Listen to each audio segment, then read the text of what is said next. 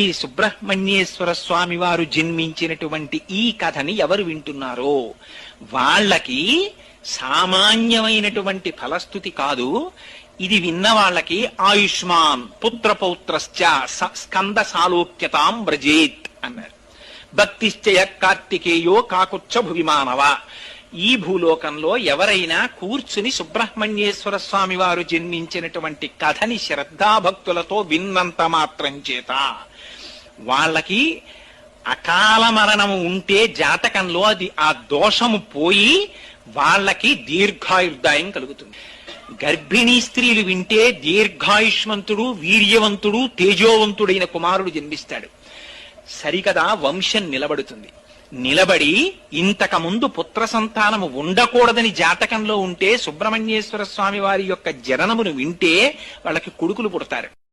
ఈ సుబ్రహ్మణ్యేశ్వర స్వామి